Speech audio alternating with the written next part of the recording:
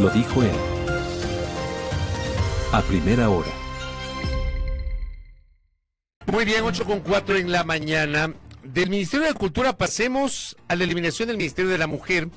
Esto fue analizado durante los últimos días por los diferentes colectivos que conforman el movimiento de mujeres, que obviamente han revisado algunas de las decisiones recientes, ¿no?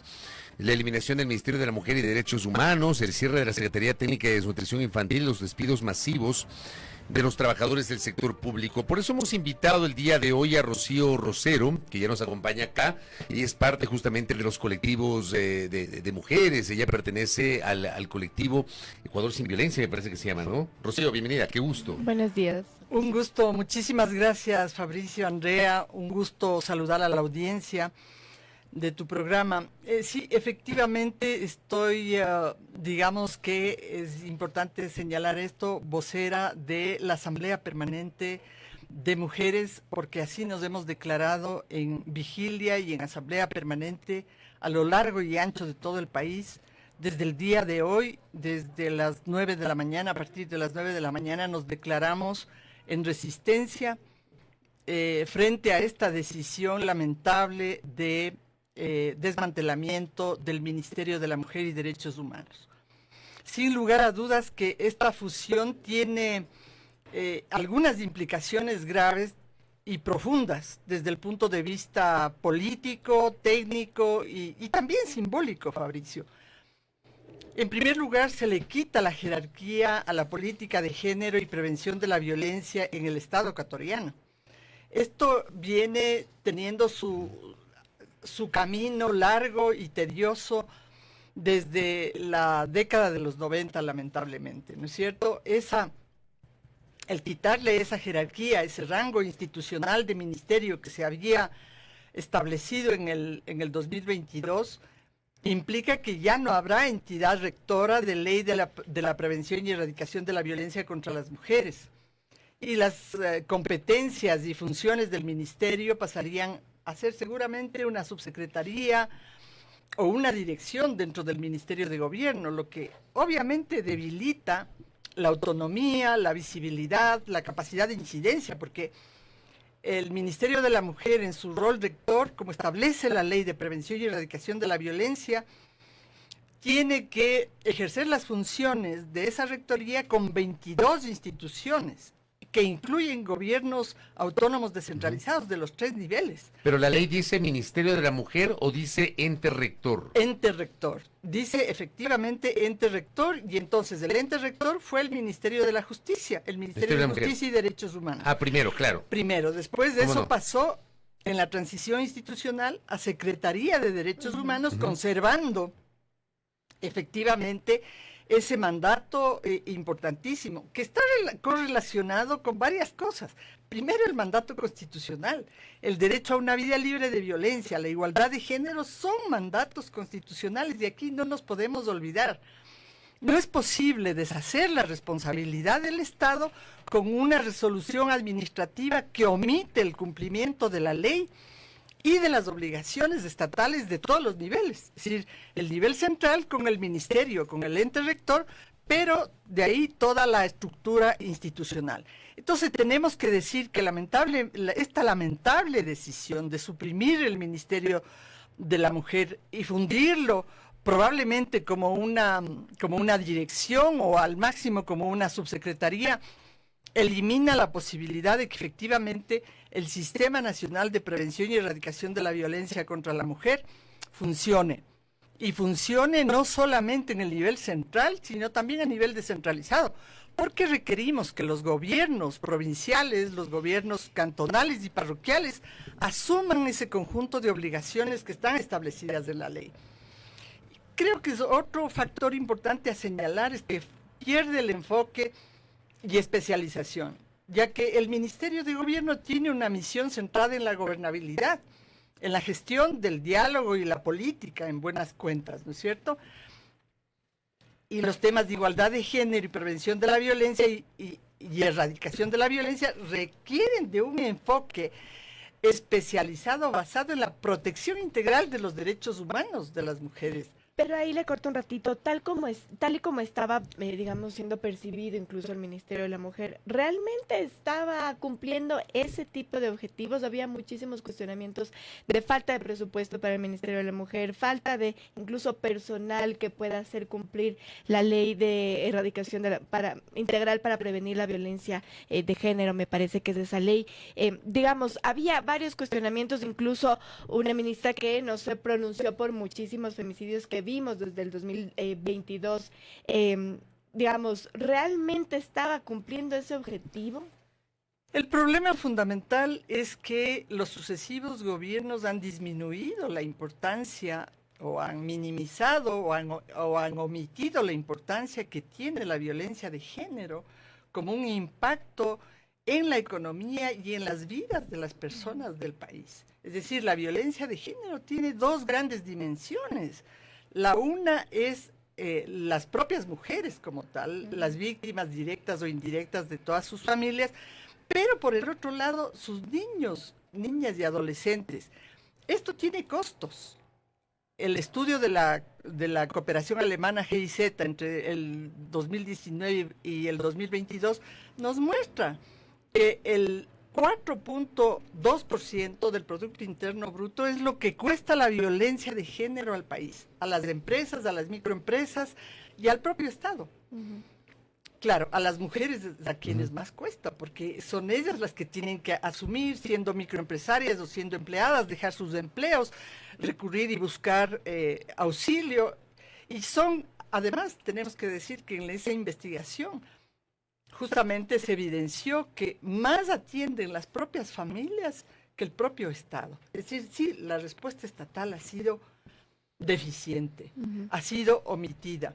Incluso tengo que decir, en el decreto de la creación del Ministerio de la Mujer, se establece un compromiso del Estado ecuatoriano con la igualdad sustantiva, que no se ha cumplido, porque lamentablemente el presupuesto que debió haberse asignado, el estatuto orgánico de la institución no ha sido, nos dijeron la semana pasada que ya estaba aprobado actualmente, pero ya está aprobado este momento en que todo se deshace nuevamente. Entonces, sí nos preguntamos cuáles son las decisiones de las autoridades del gobierno nacional, ¿no es cierto?, que están tomando este atajo que es muy fácil y muy sencillo, desresponsabilizar al Estado y ser cómplices con el estado de violencia que vive el país. ¿Por qué hablamos de desresponsabilizar al Estado cuando, según la visión del gobierno,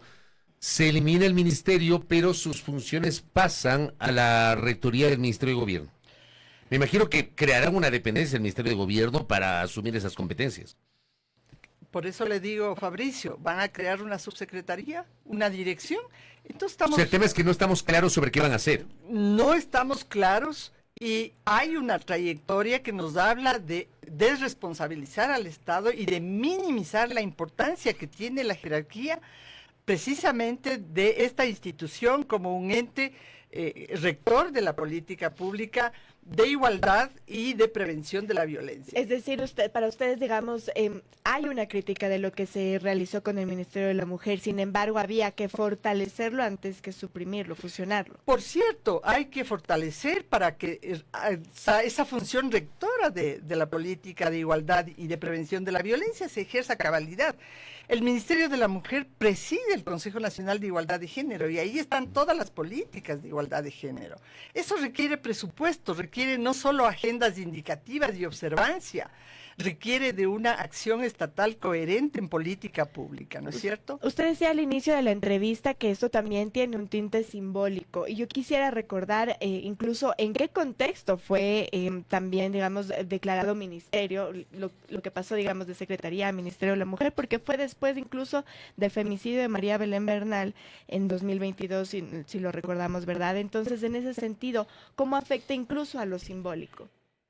Bueno, efectivamente, la creación del ministerio dio digamos, una clara respuesta al nivel de movilización y de presión del movimiento feminista y de mujeres diverso que en ese momento estaba movilizado entre octubre y noviembre del año 2022, pero que obviamente más de 300 feminicidios de mujeres en ese año hicieron también una alarma enorme. Y obviamente esto significó que se incluyera el tema de las políticas de igualdad y la prevención de la violencia como elementos esenciales, ¿no es cierto? A nivel simbólico impacta esta decisión de ahora porque es claro mensaje de que la igualdad de género no es una prioridad del gobierno nacional. Y esto tenemos que decirlo con todas sus palabras, con todas sus letras. Lo que afecta, obviamente, a la relación de las organizaciones de la sociedad civil, que trabajamos desde centros de apoyo a las víctimas de violencia, desde programas de apoyo digamos, proyectos de desarrollo sostenible, de empoderamiento económico, de empoderamiento político, luchando contra la violencia política de género. Es decir, esto es un golpe enorme en una relación de diálogo respetuoso con una sociedad civil que se ha caracterizado por trabajar más de 4 décadas en lo que ha significado la institucionalidad de la igualdad de género y la prevención de la violencia en el Estado ecuatoriano. Dejemos el Ministerio de la Mujer. Hablemos de la Secretaría Técnica Ecuador Crece Sin Desnutrición Infantil, que igualmente irá por el mismo camino. Va a pasar sus competencias o sus funciones a manos del Ministerio de Inclusión Económica y Social. El tema es que esta Secretaría no era un ente ejecutor, sino un ente articulador. ¿Por qué también ustedes se han pronunciado con preocupación sobre este tema, Rocío? Porque allí están la política de desnutrición infantil y la política de prevención del embarazo infantil y adolescente. Son 2 políticas intersectoriales muy importantes en materia de prevención de la violencia. La desnutrición infantil se expresa de manera cruda una realidad de discriminaciones y violencias que viven las mujeres, las madres gestantes y sus hijos durante los procesos de, digamos, de gestación y de crianza de los niños y niñas. Esto es una realidad. Pero adicionalmente tenemos un problema gravísimo. Precisamente hay cifras de la propia Defensoría del Pueblo que están hablando de que 56,000 delitos no han sido atendidos, delitos sexuales no fueron atendidos por la justicia, que solamente un número muy reducido de alrededor de 300 recibió una sentencia durante el seguimiento que se hace de este problema. Y este problema está relacionado con la maternidad infantil forzada y adolescente, que es un fenómeno que le pone al país en el segundo lugar, si no en el primero ya, a nivel de la región latinoamericana. Entonces tenemos que decir que nos preocupa enormemente porque hay un tronco muy importante de la política de prevención de la violencia de género que está contenida en las 2 estrategias nacionales, la de desnutrición infantil y la de prevención del embarazo infantil y adolescente. Sí creemos que en este caso hay un personaje político muy importante, la señora vicepresidenta, y será muy distinto que a una ministra de la Mujer como la que tenemos actualmente. Hay una diferencia enorme en el ejercicio del poder y de la gestión que creo que hay que señalarlo como factores que también son importantes. Decir además que los problemas, digamos, tienen una multicausalidad que debe ser tratada como tal, y por eso es que nosotras reclamamos el hecho de que el problema sea tratado como protección integral de derechos. No puede ser tratado solo por una institución, hay una gestión multidimensional, intersectorial que se necesita entre 22 instituciones que hacen el sistema de prevención y erradicación de la violencia. Y eso solo lo puede hacer una autoridad firme, fuerte, y ojalá nos esté escuchando el presidente y la propia vicepresidenta, para que tengan una mejor comprensión de lo que es, de lo que significa hacer una política de protección integral de derechos. De hecho, la prevención de la vicepresidenta María José Pinto fue primero secretaria técnica de Ecuador Crece sin Desnutrición Infantil. Entonces ella debe tener todo ese conocimiento y ese know-how para... Precisamente nosotras pensamos que efectivamente ese es un factor a su favor, que ella entiende de lo que se está hablando, ¿no?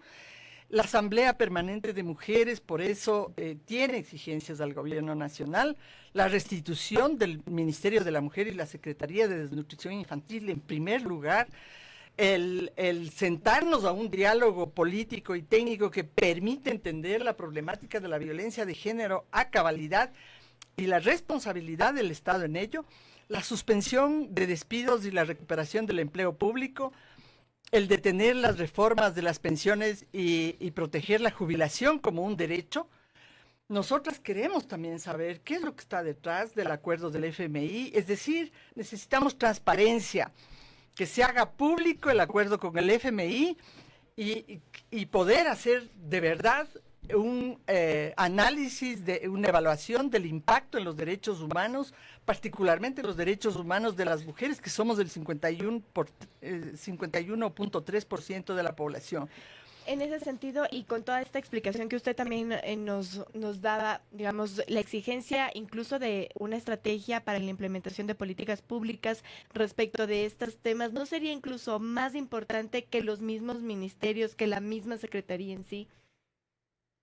La estrategia, claro, para siempre va acompañada de mecanismos institucionales y presupuestarios. ¿Ustedes creen que ahora mismo, tal y como han quedado las cosas con esta fusión, no es suficiente? No, para nada, porque se ve disminuido el rango institucional y se va a ver disminuido entonces la capacidad de negociación frente a las otras instituciones para el cumplimiento de la transversalidad de género, de la prevención de la violencia en todos los niveles de gobierno y en todas las instituciones del Estado. Entonces, no es un detalle menor.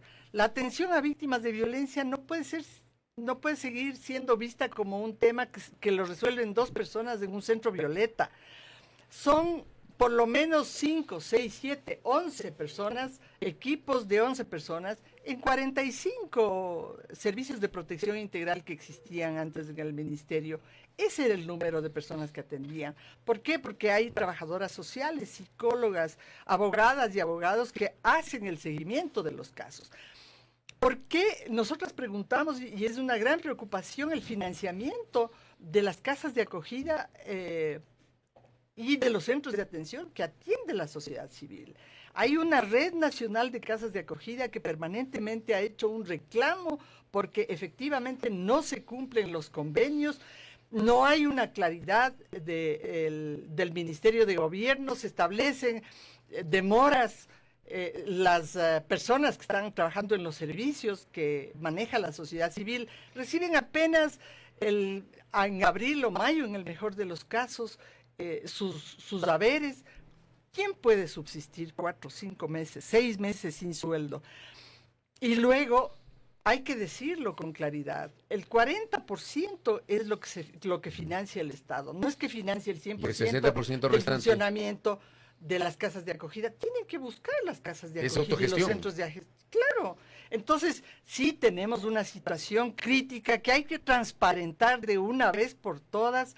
Señor presidente, vicepresidente y ministros de Estado, esta es una situación, omitir la importancia que tiene la violencia de género contra las mujeres y las niñas y las políticas de igualdad sustantiva es un grave error político que va a tener graves consecuencias. En ese manifiesto que ustedes emitieron en las últimas horas, también han expresado su preocupación por la fusión del Ministerio del Ambiente con el Ministerio de Energía, que a mí me parece, y lo he comentado desde el viernes, me parece lo más llamativo y desde mi punto de vista lo más inconveniente por la naturaleza y, creo yo, la incompatibilidad de lo uno con lo otro. ¿Qué consideraciones analizaron ustedes, Rocío?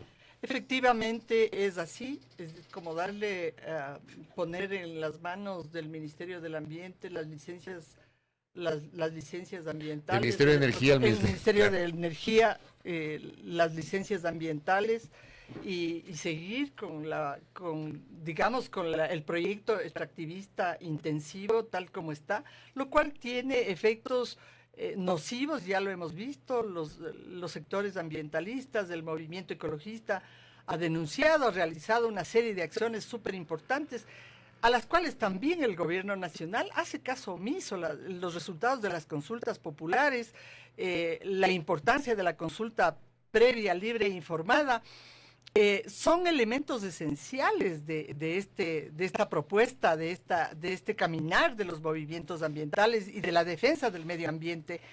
Estamos pensando, obviamente, en un desarrollo sostenible basado en una justicia de género, en una justicia climática que implica que el Estado cumpla con las responsabilidades que están establecidas en la Constitución y en la ley. Ustedes y para ir cerrando, como organizaciones de mujeres, ¿están pensando o tienen en el radar solicitar un diálogo con el gobierno para hablar de esos temas?